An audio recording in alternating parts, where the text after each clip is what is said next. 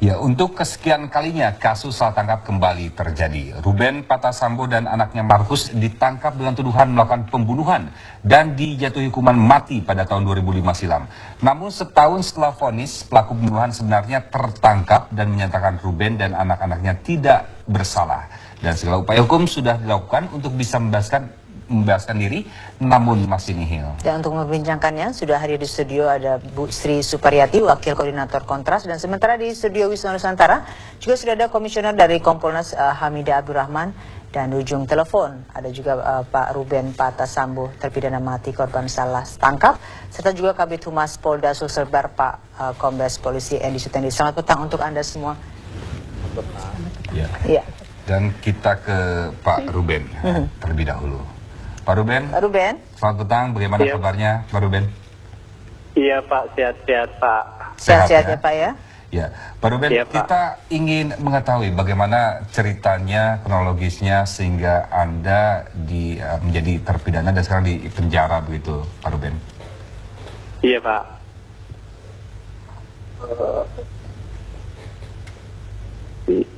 Iya Pak. Ya Pak Ruben, bisa diceritakan bagaimana akhirnya Anda ditangkap polisi untuk kemudian menjalani proses hukum? Iya, terima kasih Pak. Menurut saya Pak, saya ditangkap polisi, saya dituduh untuk menguasai tongkonan Pak. Untuk mau saya kuasai itu tongkonan di Toraja, padahal tongkonan itu saya hitung sudah 8 keturunan Pak. Iya. Apakah saya Pak Ruben ini mau kuasai tongkonan begitu besar, keluarga besar di situ? Pada tahun 91 tongkonan itu ditabiskan. Pak Tangkisalu suruh saya mau jaga itu tongkonan di sana. Bilang Pak Ruben tinggal di sini jaga kita punya rumah. Tetapi saya bilang Pak, maaf mungkin masih ada keluarga yang Bapak percaya untuk jaga rumah ini. Karena saya punya rumah sendiri. Nah itulah. Iya. Saya Pak Ruben, ini orang begini. Iya Pak.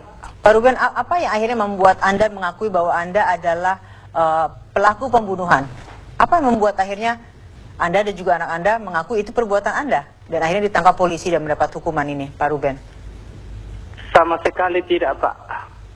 Iya, itulah kami disiksa di polisi waktu ditangkap, Pak. Dipaksa polisi bilang, akui saja perbuatanmu begini-begini. Sehingga kami disiksa sampai trauma di kantor polisi. Kami sama sekali tidak mau mengakui apa yang kami tidak lakukan. Penyiksaannya apa saja Pak Ruben ketika itu yang diberikan kepada Anda dan Markus? Berupa apa Pak penyiksaannya? Ini karena mau dipaksa mengaku menjadi merencanakan, tapi kami sama sekali tidak ada rencana untuk melakukan kejahatan ini Pak. Baik, kita akan konfirmasi ke Humas Polda Sulselbar, ada Kombes Pol Endi Sutendi. Ya Pak Endi, tadi mungkin sudah mendengar apa yang telah dipaparkan oleh Pak Ruben tadi. Halo. Ya, halo. Pak Endi? Ya, gimana? Ya, tadi sudah mendengarkan apa yang telah dipaparkan oleh Pak Ruben, Pak Endi. Ya. Sejauh ini apa yang telah dilakukan oleh Polda Sulselbar untuk menyelidiki masalah yang menimpa Ruben ini, Pak? Nah, tentunya kami dari jajaran kepolisian juga baru mendengar permasalahan ini, yang mana informasinya tentang yang seperti disampaikan oleh tadi dari Isuan dan juga cerita dari salah satu tersangka yang sudah divonis tersebut, di mana proses yang dilakukan oleh pihak kepolisian pada waktu itu Polres Toraja sudah maksimal dan 8 tersangka sudah diserahkan kepada jaksa penuntut umum pada waktu itu dan sudah dinyatakan P21 dan sudah lengkap. Tentunya proses ini berjalan, bahkan tersangka itu sudah dilakukan vonis. Nah, tentunya dalam hal ini sudah mempunyai kekuatan hukum tetap, dan jika ada permasalahan-permasalahan yang di belakang hari disinggung, tentunya harus melalui mekanisme dan hukum yang berlaku.